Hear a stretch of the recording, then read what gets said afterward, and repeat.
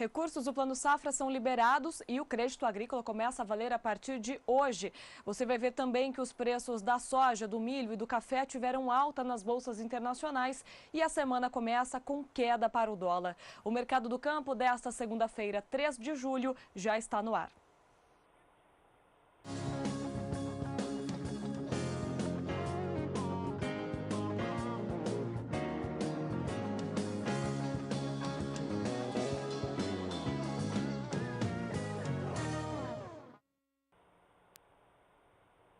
Uma boa tarde para você. O Mercado do Campo começa ao vivo, direto dos estúdios da B3 em São Paulo. Começamos com informações do mercado financeiro, um dia de queda para o dólar e alta para o índice Bovespa.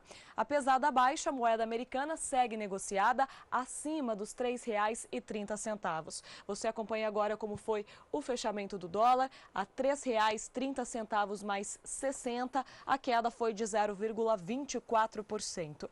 Segundo os analistas de mercado, a segunda-feira foi de poucos negócios para o mercado do câmbio, por conta do feriado que acontece amanhã nos Estados Unidos. Além disso, o que provocou essa baixa para o dólar foi um certo alívio na crise política que foi verificada ao longo do dia. Mas nos próximos dias podemos ter uma mudança nesse cenário do dólar, até porque agora, durante a tarde, próximo já do fechamento do mercado, aconteceu a prisão do ex-ministro do governo Temer, Gedel Vieira Lima, lá em Salvador. Bom, o Ibovespa teve um dia de alta hoje. O índice que reúne as principais ações negociadas na Bolsa fecha o dia com ganho de 0,60%. Começa a semana acima de 63 mil pontos, a 63.279 pontos. O grande destaque foram as ações da Vale, que subiram por conta da alta no preço do minério de ferro. Alta também para as ações da JBS hoje. Os papéis ficaram entre as 5 maiores altas do índice Bovespa, mesmo com o STF tendo negado a venda dos ativos da JBS no Mercosul, Argentina, Paraguai e Uruguai, para Minerva. Bom, isso aconteceu na última sexta-feira, após o fechamento de mercado, só que ainda cabe recurso dentro do STF. As ações tiveram ganhos hoje. Os papéis ficaram negociados a R$ 6,73, uma alta de 3,06%. Pelo gráfico, a gente percebe que os papéis chegaram a subir mais durante a manhã. Na máxima do dia, o valor se aproximou de R$ 7,00. Ficou em R$ 6,93 por ação. Mesmo tendo diminuído esse ganho no fim do dia, os preços das ações tiveram uma boa valorização nesta segunda-feira. Já os papéis da Marfrig operavam com uma alta mais forte no início da manhã. Depois os papéis passaram a registrar queda, mas fecharam o pregão com uma leve alta. Papéis da Marfrig, então, eram negociados a R$ 13,34 no fechamento do dia. A alta é de 0,59%. A Marfrig anunciou a reabertura de alguns frigoríficos no estado de Mato Grosso e Goiás e pretende, assim, ampliar a sua capacidade de abate, principalmente por conta da crise da JBS. A empresa procura, então, ganhar espaço no mercado. Os recursos do crédito rural para a safra 17/18 começam a ser liberados a partir de hoje. São 190 bilhões 250 milhões de reais destinados pelo governo federal para operações de custeio, comercialização e investimento por meio do Plano Agrícola e Pecuário 17/18, que foi lançado pelo Ministério da Agricultura no último dia 7 de junho. O Plano Agrícola e Pecuário reduziu em 1 ponto percentual ao ano as taxas de juros das linhas de custeio e de investimento. E a redução foi de 2 pontos percentuais ao ano aos programas voltados à armazenagem e à inovação tecnológica na agricultura. Aliás, essa questão da armazenagem foi um dos últimos pontos a serem decididos pelo Ministério da Agricultura. Bom, e hoje tem celebração aqui no Canal do Boi. O programa Mercado Futuro está no ar há 15 anos nas telas do canal e a gente está aqui com o Antônio Resch, apresentador do programa. Resch, uma honra ter você aqui comigo hoje. É minha ser entrevistado por você. Pensar que quando você estava com uns 13, 12 anos de idade, eu já estava aqui. Olá, começa agora o programa Mercado Futuro, mas diga lá. Resch, como você está na programação ao longo de todo o dia, falando muito sobre essa celebração, eu queria que você contasse algumas curiosidades. 15 anos no ar, muita coisa deve ter acontecido. Primeiro, eu queria que você falasse quais foram as melhores entrevistas que você teve, mas teve algumas que foram piores também. Queria que você contasse isso. Na verdade é o seguinte, quando você agora tem um programa diário aqui, não dá para todo dia ser top, é impossível. Até porque você não, tem gente que você não conhece, tem gente que você conhece. O truque que eu uso, nesses anos todos eu tenho usado, é o relaxamento. Eu tento deixar as pessoas muito à vontade. Mas, por exemplo, uma vez eu entrevistei um senhor ótimo, o assunto espetacular, que é revenda, né? Revenda de produtos agropecuários, só que ele não falava, né? Você entrevistar quem não fala é complicado. Por meia hora? Por meia hora. Aí, mas eu tive que arrumar uma solução. O assunto é muito bom. Então eu falava alguma coisa, ele dizia sim, não, é isso mesmo, né? Aí uma hora eu esqueci o entrevistado e fiquei falando eu do assunto que eu achei que era bom, porque não tinha jeito. Agora, os bons, na verdade, são aqueles que vêm com mais frequência e que passam a me conhecer melhor. Porque o segredo aqui, eu estava vendo você aqui antes de eu vir para cá, antes de eu entrar aqui, por exemplo, esses minutinhos que você fez aí com dados, cotações, etc., é ritmo, né? O programa é ritmo. Se não tiver ritmo, ninguém aguenta, dorme todo mundo, né? Mas diga, o que mais? Você faz um programa que traz entrevistados aqui diariamente. Qual que é a dificuldade de nunca deixar a bola cair, de fazer sempre um programa interessante, de achar um assunto bom? Eu já devo ter dito isso hoje, porque eu estou aqui desde as 9, né, da manhã que eu estou entrando numa programação, vocês são muito gentis, muito pacientes, eu não sabia que ia ter comemoração, estou até feliz demais dessa atenção toda. Mas o que a gente o que eu tento fazer é uma espécie de reinvenção, né, Rafa? Acho que eu até falei isso em algum programa. Eu não posso usar o mesmo critério, a mesma metodologia, o mesmo tipo de informação hoje, que quando o programa começou não tinha WhatsApp, não tinha celular inteligente, não tinha nada. Então é a reinvenção diária, que eu acho que vocês fazem isso, porque já nasceram com isso, né? Com certeza. Resch, muito obrigada por ter ficado o dia todo aqui para entrar ao vivo com a gente também no Mercado do Campo. Eu quero deixar ao vivo aqui meus parabéns para você e dizer que é uma honra estar sempre sentado do seu lado e estou sempre aprendendo muito com você. Muito obrigado, muito gentil da sua parte, e eu me sinto muito feliz aqui, porque eu vejo, quando eu olho para a Rafa e para outros jovens jornalistas, eu vejo o futuro. Aí eu vou assisti-los fazendo alguma outra coisa. Obrigado por você. Tchau. Resch, obrigada. Tchau. Até mais. Bom, no próximo bloco você vai ver os destaques dos mercados do café e também do algodão. Nós voltamos já. O Mercado do Campo está de volta, direto dos estúdios da B3, aqui em São Paulo, agora com informações do mercado do café. Os preços do café robusta negociados na Bolsa de Londres e do café arábica na Bolsa de Nova York passaram por um dia de ajustes. Amanhã é feriado nos Estados Unidos, não tem negociação na Bolsa de Nova York. Agora, no mês de julho, é um período de entrega de contratos, então muitos analistas, muitos investidores estão fazendo a recompra desses contratos.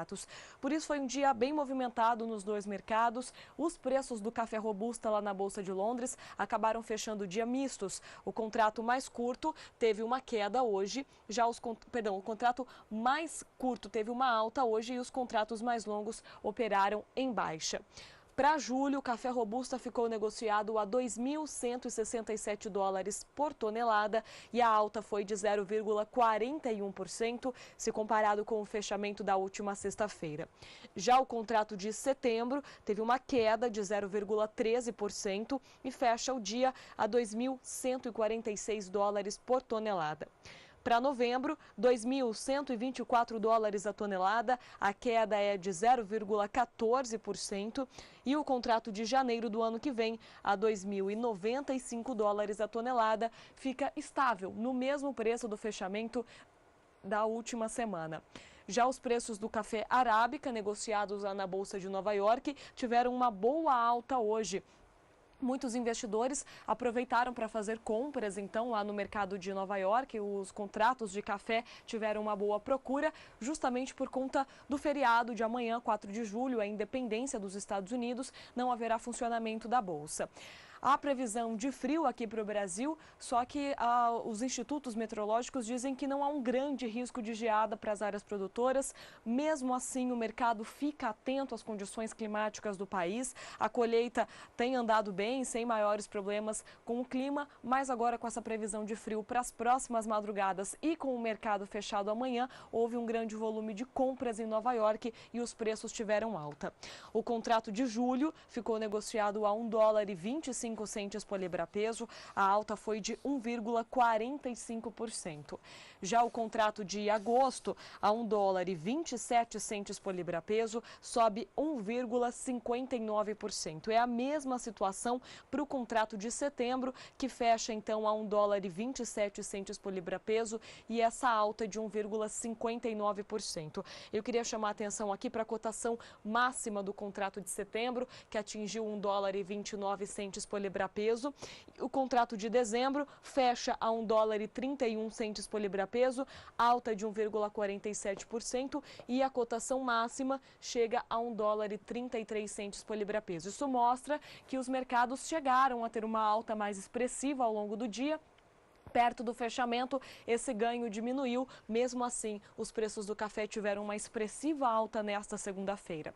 Agora você acompanha como ficaram os preços negociados aqui na Bolsa de São Paulo. Os valores também tiveram alta, acompanhando esse mercado de café e com preocupações, de olho no clima nas próximas madrugadas aqui no Brasil. O contrato de julho fecha o dia a $147,75 a saca. A alta é de quase 1%, sobe 0,99%.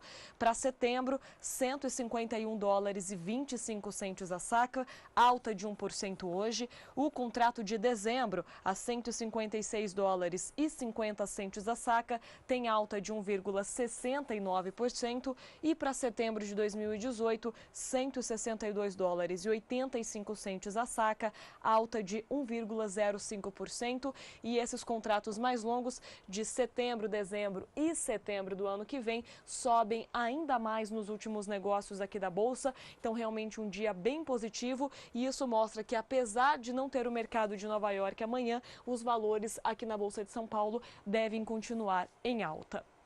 Bom, agora o destaque vai para a previsão do tempo. A Juliana Rezende, da Somar Meteorologia, nos conta então como ficam as condições do clima nos próximos dias aqui no Brasil. Juliana. Agroclima. Oferecimento Santa Helena. As melhores sementes de milho para grãos e silagem. Olá, Rafaela. Olá a todos. Pelas próximas semanas, o padrão de chuvas do Brasil ainda não deve se modificar. O padrão ainda segue mais parecido com um bloqueio atmosférico, onde as instabilidades não conseguem avançar para as áreas mais centrais do país. Nas áreas mais centrais, entre o centro-oeste, o sudeste, também o interior do nordeste, o tempo ainda segue seco e sem chuva. Alguma chuva ainda ocorre no extremo norte do país, nas áreas litorâneas do nordeste e também no extremo oeste gaúcho. Isso ocorre até o dia 8 de julho. No período seguinte, a expectativa é de que essas instabilidades na região sul agora avancem um pouco mais, mas mesmo assim ainda seguem se concentrando no sul do país. As chuvas ocorrem desde o Rio Grande do Sul até o Paraná, no leste do estado de São Paulo e também no extremo sul do Mato Grosso do Sul. Agora, nas áreas litorâneas do Nordeste e também parte do Sudeste ainda segue chovendo, e no extremo norte do país as chuvas ainda seguem frequentes. Nas áreas mais claras do mapa, entre o interior do Nordeste, o Centro-Oeste e também o interior da região Sudeste, o predomínio ainda é de sol e não há expectativa de chuva. No decorrer do terceiro período, essas instabilidades ainda ocorrem na região sul. As chuvas se concentram especialmente agora entre o Rio Grande do Sul, no extremo norte do país e também na faixa leste do Nordeste. Na maior parte do país, o predomínio é de tempo firme e sem chuva nas áreas mais claras. Esse tempo mais seco acaba mantendo as atividades de colheita, especialmente do algodão e também do milho segunda safra em andamento. Hoje eu encerro por aqui a minha participação. Até mais! Muito obrigada, Juliana, pelas informações do tempo. Bom, mudando um pouquinho de assunto, agora vamos falar sobre o algodão. Isso porque o Itaú BBA divulgou hoje um relatório da expectativa de mercado para o algodão na safra 17/18. De acordo com o relatório do banco, os contratos futuros de algodão encerraram o mês de junho com um preço médio abaixo do mês de maio.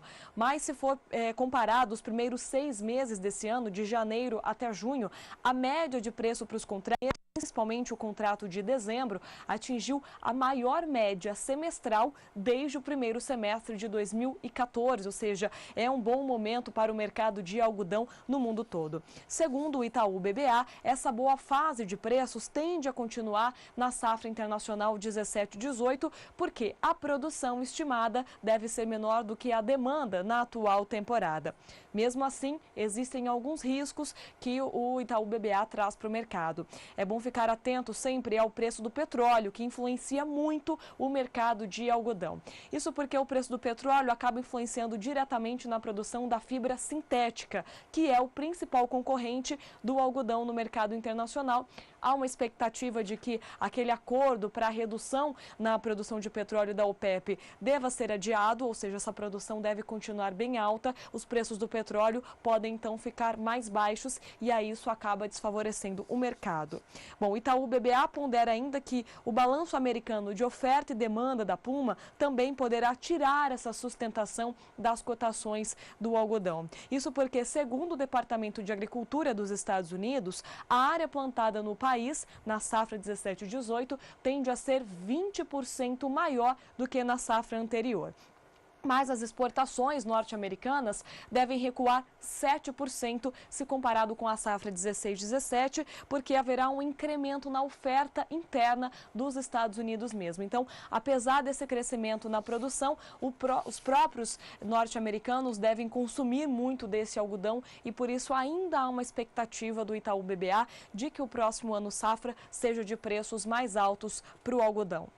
Bom, hoje não foi exatamente um dia de ganhos lá na Bolsa de Nova York. Você acompanha agora como ficou o fechamento do algodão negociado lá na Bolsa de Nova York. Amanhã não tem mercado, hoje foi um dia de vendas dos contratos. A queda foi acentuada de mais de 2%. O contrato de julho ficou negociado a 73,69 centes por libra-peso e a queda é de 2,15%. Já o contrato de outubro, a 68,84 centes de dólar por libra-peso, tem uma queda de 2,16%. Nós vimos hoje no início do programa que o dólar teve uma queda diante do real, mas no mercado internacional como um todo, o dólar acabou ficando mais forte. E aí isso acaba tirando a competitividade do produto norte-americano, por isso essa queda foi registrada hoje lá na Bolsa de Nova York. Falando ainda do algodão, a colheita aqui no estado de Mato Grosso já começou, mas o produtor rural está um pouco preocupado com a qualidade desta pluma. Quem traz mais detalhes para a gente é o repórter Valdir Pacheco. Mato Grosso inicia a colheita da segunda safra com a cultura do algodão. Aparentemente, correu tudo bem nessa safra. Eu converso melhor agora com o cotonicultor Arilton Ried, que cultivou algodão nessa safra, cultiva há muitos anos através da cooperativa Coame. Como é que foi o desenvolvimento, Arilton? A cultura do algodão esse ano foi plantada dentro da época normal. No mês de janeiro, iniciou no início de janeiro e se finalizou dentro de uma janela ideal de plantio. No decorrer da safra, os problemas normais, com pragas, doença, bicudo na nossa região, que já é um problema e impacta em custos nossos. E agora, para o final da safra, se vinha se desenvolvendo muito bem, nós tivemos um período chuvoso mais alongado, mais intenso, que não é normal para a nossa região, com a chuva ainda até final de maio, começo de junho. Com isso, assim, os melhores talhões plantados mais cedo, a gente tinha uma expectativa realmente boa, né, de produzir bem esse ano. Estamos iniciando a colheita agora, nessa semana, e realmente a gente vê que o apodrecimento das maçãs do bacheiro pelo excesso de umidade então vão impactar um pouco na produção. No início do plantio, isso? As primeiras chuvas? As primeiras áreas colhidas agora foram que mais sofreram chuvas, porque elas foram plantadas no início de janeiro. Então, as maçãs já estavam prontas e a chuva continuou. E essa chuva acabou fazendo um apodrecimento dessas maçãs, que surgiram primeiros e acabam, assim, tirando uma parte da produção. Impacta na produtividade? Ah, impacta. A gente acredita que essas primeiras lavouras estão impactando em 20%, talvez até 30% a menos. Expectativa de mercado agora com a colheita, onde tem muita oferta e o preço sempre tende a cair. E nesse ano que realmente teve chuvas mais abundantes, realmente eu acho que o estado vai produzir mais algodão do que normalmente vem produzindo. A safra passada foi um ano de seca e esse foi um ano de chuva. Mas eu acho que a chuva vai beneficiar e agora com certeza a oferta tanto da pluma quanto do caroço no período do pico de safra vai impactar em preços com certeza. Ok, Arilton, muito obrigado pela sua participação. Lembrando que o Arilton está iniciando a colheita agora nesta semana e vai até o início do mês de agosto. Valdir Pacheco para o SBA. E no próximo bloco você vai ver como se comportaram os preços da soja e do milho nos mercados internacionais. Nós voltamos já. O Mercado do Campo está de volta, direto dos estúdios da B3 em São Paulo. A colheita de milho safrinha já ganha força em outros estados, não só em Mato Grosso. Em Mato Grosso do Sul, algumas regiões já registram uma produtividade em torno de 130 sacas por hectare. Tanto que a Conab já anunciou que vai estender os leilões de PEP e de PEPRO para Mato Grosso do Sul, Goiás e Distrito Federal. Quem traz mais informações sobre o avanço dessa colheita em Mato Grosso do Sul é a repórter Miriam Valadares. Na Estância Maracaju, o cenário é este. O vai e vem das máquinas deve se estender pelos próximos 60 dias, período em que o agricultor estima finalizar a colheita do milho segunda safra. Por aqui são 2.500 hectares destinados ao cultivo do grão. A expectativa de colheita gira em torno de 130 sacas por hectare. Os primeiros quadros aqui que nós colhemos está na faixa de 130 sacos. A média, eu acho que é uma média boa, não sei, a média do estado deve ser 80, 90 sacos. Nós estamos colhendo 130 agora, os primeiros quadros. Nós implantamos a lavoura no tempo certo, né? Numa época boa, de janeiro. Esse milho que está sendo colhido foi a última semana de janeiro que foi plantado. E choveu bem o tempo todo, tanto que teve lugar que teve até excesso de chuva. Deu problemas, aumentou as doenças, né, esse ano. Mas com muito e cuidados também, né? Fungicida na hora certa, inseticida, eu acho que isso que a gente está colhendo bem. A boa colheita se deve aos investimentos e também à integração lavoura-pecuária, que na visão do senhor Roberto, impediu inclusive o ataque da cigarrinha. A cigarrinha aqui para nós não foi problema, nós tivemos, mas muito pouco. Nós estamos plantando milho com braquiara desde 2008, quer dizer, nós fazemos palha justamente na palha da braquiara. Então eu acho que isso se deve a uma ajuda também, que essa combinação milho, braquiária, soja e integração lavoura-pecuária vem nos ajudando. Produtividade em alta e valorização em queda. O agricultor não está otimista em relação aos preços. O câmbio, se melhorasse bastante o câmbio, poderia sair na exportação, mas como vai ser praticamente mercado interno, eu acho que o preço do milho é baixo. Geralmente na safra de milho a gente comercializa 50% antecipado com contratos e fazemos barter também, algumas trocas, né, com a cooperativa nossa.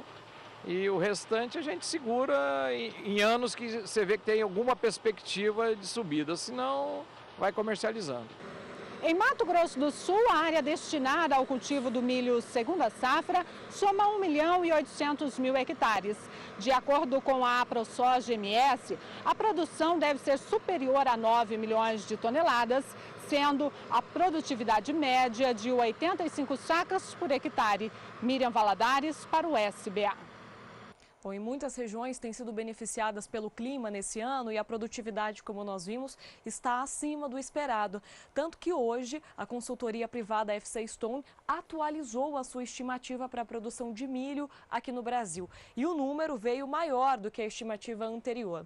Veja só, segundo a FC Stone, na atualização agora do mês de julho, a produção de milho safrinha no Brasil deve chegar a 66 milhões de toneladas. Na estimativa de junho, a consultoria acreditava que o Brasil ia produzir 65 milhões e 200 mil toneladas. Então, com esse clima mais favorável, a expectativa é de um aumento na produção.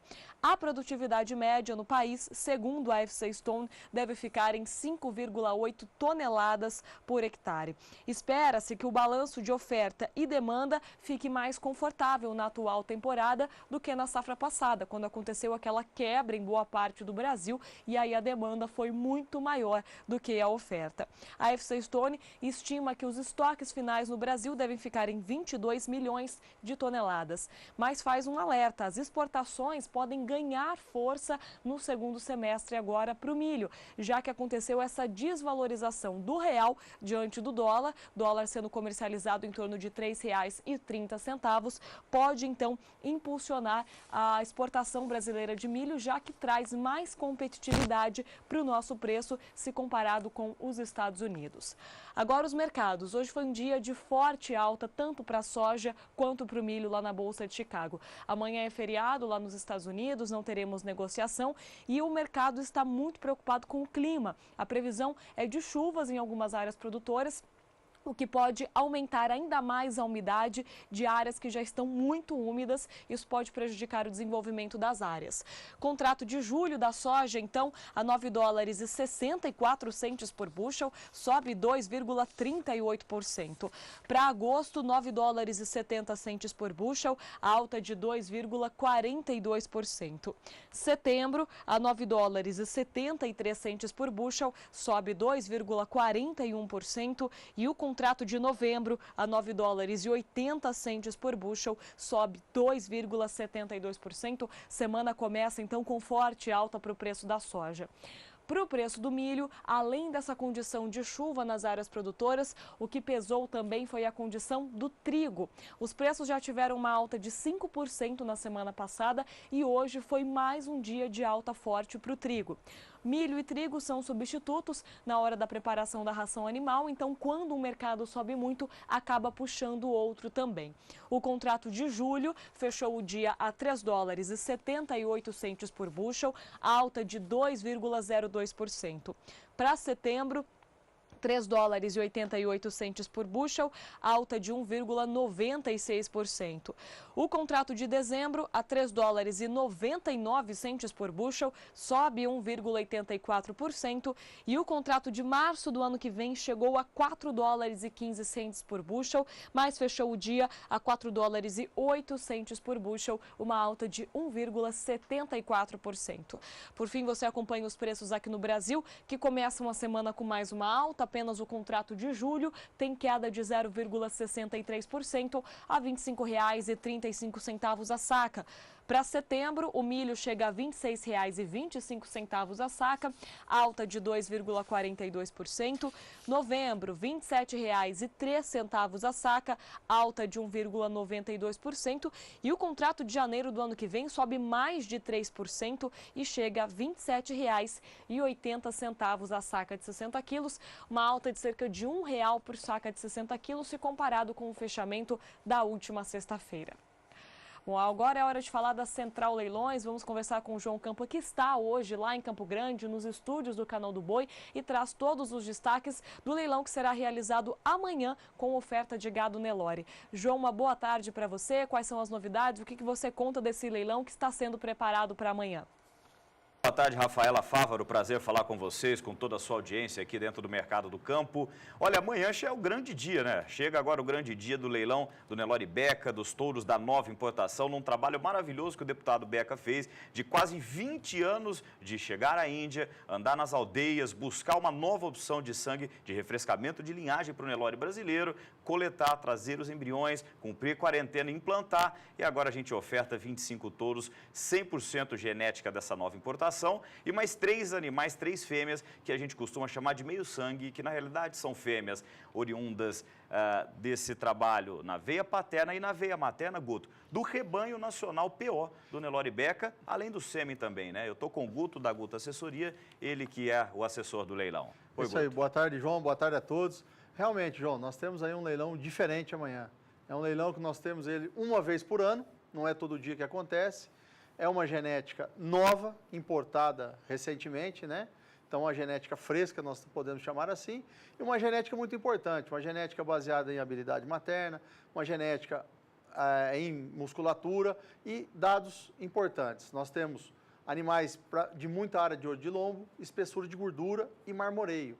Então, nós temos essas características econômicas que essa nova importação nos trouxe para nós melhorarmos nossos animais. Então, nós temos um leilão diferente, né, João? Isso é um ponto importante, Guto, que eu conversei com a doutora Liliane Subissal, até na matéria que vinculamos sobre esse evento. Ela relata esse ponto, falou, João, isso veio de brinde nessa importação desses novos animais, essas linhagens produtivas, linhagens que representam o melhoramento genético para características de carcaça. São animais altamente positivos, como é o caso desse touro que está aí na tela, Guto, ele que é o lote 1 do nosso leilão, um touro, inclusive, que eu tenho certeza absoluta que será destaque e que indicamos fortemente até para repasse de rebanho puro, né, Guto? É isso aí. E um dado importante também, gente, esses animais, esses 25 animais que vêm para o leilão amanhã, esse animal, lote 1 e lote 2, não é o mesmo grupo contemporâneo, são um pouquinho mais velho. Mas os restantes dos 23 animais são animais do mesmo grupo contemporâneo, participante de uma única prova de ganho de peso, né, de confinamento. Porém, são animais jovens, né, que nós vamos ter o primeiro, segundo, terceiro colocado da prova e com essas medidas de ultrassom. Aqui está o lote 2 e falando de medida de ultrassonografia de carcaça, ponto importante que nós temos, esse touro ele será cotizado em 50% da sua posse, porque esse touro ele é simplesmente o maior marmoreio na carcaça de um touro genética exclusiva lei. Nós temos indivíduos que ultrapassaram os 5 pontos de marmoreio, mas 100% lei, filho de pai e mãe importada, esse touro é o maior já obtido. Até por isso, o Nelore Beca fez questão absoluta de reter 50% da sua posse. E é um touro com 5 pontos de marmoreio, né, João? Então, é um marmoreio de excelente qualidade, é um touro que tem essas medidas. Agora, importante desses animais, o que chama muita atenção, a hora que o pessoal roda a imagem de todos os animais, se o canal puder rodar para a gente, vocês olham a conformação, comprimento de dorso-lombo e largura de dorso-lombo, a padronização que nós temos aí, né, João? Só para lembrar, e o Guto dando ênfase a esse ponto, esses animais, gente, eles têm uma média absolutamente acima da média dos animais Nelore. A média do Nelore para marmoreio, para a qualidade de carne, né? Nós temos uma média ao redor de 1,5% de marmoreio. Esses animais, eles têm 4%, então nós falamos quase em 3 vezes a média nacional do Nelore. Média superior, inclusive, à raça Angus, para quem busca qualidade de carcaça. A área de ouro de lombo também muito forte, né, Guto? Como sustenta bem esse corpo, você não vê um animal com defeito de lombo, animais do osso lombar forte sustentando muito bem o corpo, né, Guto? É isso aí, nós temos essa característica muito forte e é uma característica importante, gente. Acabamento, dorso-lombo e espessura de gordura, nós temos uns touros aí excepcionais para acabamento. Então, uma característica importante que veio nessa nova importação, que é onde nós podemos utilizar no nosso rebanho, que está aqui sendo melhorado para as outras características, né? Exatamente. Põe o lote de número 26, Campo Grande. Nós temos mais 2 minutos antes de encerrar e devolver o sinal para a Rafa Fávaro. Eu quero chamar a atenção a um ponto muito importante, que é fêmea. Nós temos apenas 3 fêmeas dentro do nosso trabalho e essa aqui, Guto, é uma pintura, ela é o que a gente chama... Raça, carcaça, precocidade... Falou tudo, Guto. E avaliação. É uma filha do Shakti, o Shakti que é a linhagem Guntur, na Caruana FIV do Beca, que é uma matriz PO nacional, sangue do centenário. Opa. Será que é aberto o pedigree dessa... Krishna Island. Ah, Será que é aberto o pedigree dessa bezerra, Guto? É isso aí, ela é muito... É um show, João. E com 4,6% de marmoreio. Olha só, que idade? Apenas, ela tem 15 meses, 400 quilos, Guto. 15 meses, 400 quilos e espessura de gordura dela é? 10 milímetros. 10 milímetros. 1 centímetro de gordura na carcaça. 10 milímetros. Então, realmente, são animais diferentes. E é importante que nós apresentamos esses animais oriundos de touros, lei e mães PO nacional, para dar um exemplo, a hora que você colocar no seu plantel esses touros 100% genética da nova importação. Cadê o lote 30? Pode colocar o lote 30 para nós encerrarmos, Só então, para o pessoal Guto. ter uma ideia dos pais desses animais e a carcaça que esses animais têm. Lote 30, que é o Avanindra. Só concluir no meu raciocínio, vocês colocando o gado 100% lei em matrizes PO nacional, a heterose existe, aparece, ela mostra toda a força. Está aqui o touro mais importante dessa última importação, que é o Avanindra, touro o qual teremos pacotes de sêmen. Então, né, é um Guto? touro líder para a área de odilombo, né, João? 160 centímetros quadrados de área de odilombo. Recorde. Então, nós temos aí dados muito importantes. Temos essa ferramenta que nós podemos utilizar no nosso rebanho nacional. É isso aí. Guto, obrigado, hein? Obrigado, eu. Rafa, devolvo o sinal aí para você em São Paulo. Agradeço o espaço cedido para nós aqui da Central Leilões, divulgarmos esse leilão do Nelore Beca. E eu volto amanhã com mais informações. Obrigado. Ok, João, sempre tem espaço aqui no Mercado do Campo para vocês. E eu aguardo, então, amanhã mais informações desse leilão. O Mercado do Campo de hoje fica por aqui. Agora você acompanha o Pecuária BR com Renata Ferreira e Jorge Zaidan. Nós voltamos amanhã às 5h35 da tarde, horário de Brasília.